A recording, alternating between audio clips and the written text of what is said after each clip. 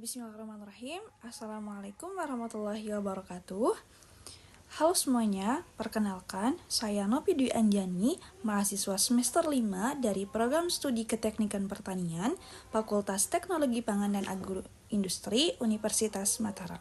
Pada kesempatan kali ini, saya akan mempresentasikan hasil tugas dari mata kuliah Etika Profesi Keteknikan yang diampu oleh Ibu Asih Priyati STP MSc.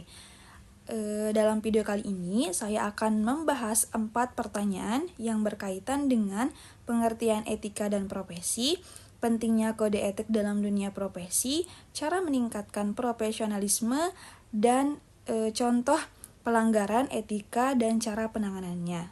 Baiklah, untuk menyingkat waktu, kita langsung saja menjawab pertanyaan yang nomor 1 tentang pengertian etika dan profesi. Jadi, etika itu sebenarnya aturan atau pedoman tentang mana yang benar dan mana yang salah dalam suatu perilaku atau tindakan. Jadi, etika itu bisa membantu seseorang bertanggung jawab dalam menjalankan pekerjaannya. Nah, sedangkan profesi adalah pekerjaan yang dilakukan seseorang berdasarkan keahlian tertentu dan biasanya memerlukan pendidikan khusus. Jadi, kalau digabung, etika profesi itu artinya pedoman moral yang mengatur perilaku seseorang dalam menjalankan profesinya supaya tetap profesional dan tidak merugikan orang lain. Baik, kita lanjut untuk pertanyaan kedua, pentingnya etika dalam dunia profesi. Jadi, etika itu sangat penting karena bisa menjaga kepercayaan masyarakat terhadap suatu profesi. Kalau tidak ada etika, profesi bisa disalahgunakan demi kepentingan pribadi.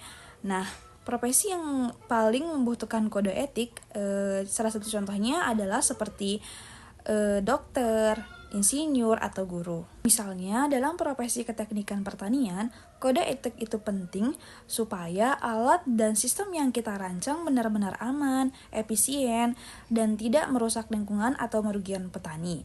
Jadi, kode etik itu semacam pengingat supaya tetap profesional atau bertanggung jawab dalam setiap keputusan yang diambil. Untuk pertanyaan yang ketiga, yaitu cara meningkatkan profesionalisme. Nah, kalau kita sudah menjalani profesi, cara untuk meningkatkan profesionalisme itu banyak. Misalnya, dengan terus belajar dan update ilmu baru, menjaga integritas, disiplin, dan jujur dalam pekerjaan. Selain itu, penting juga untuk menjaga komunikasi yang baik, menghargai rekan kerja, dan bertanggung jawab terhadap hasil pekerjaan sendiri.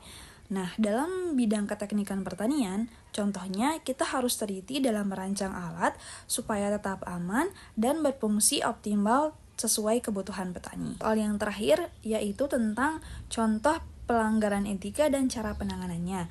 Contoh pelanggaran etika misalnya yaitu seorang teknisi atau insinyur memasukkan data hasil uji alat supaya terlihat bagus. Padahal alatnya belum siap pakai. Nah, ini itu termasuk pelanggaran karena bisa membahayakan pengguna dan merugikan banyak pihak.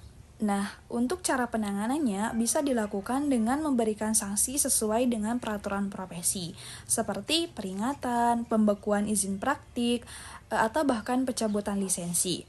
Tapi yang paling penting, setiap pelanggaran harus dijadikan pelajaran supaya kedepannya ada perbaikan dan kesadaran etika yang lebih kuat.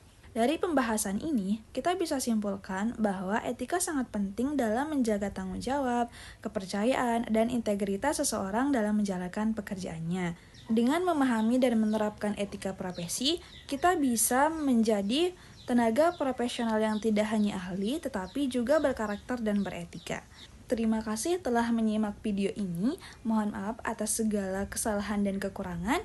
Sekian, wassalamualaikum warahmatullahi wabarakatuh.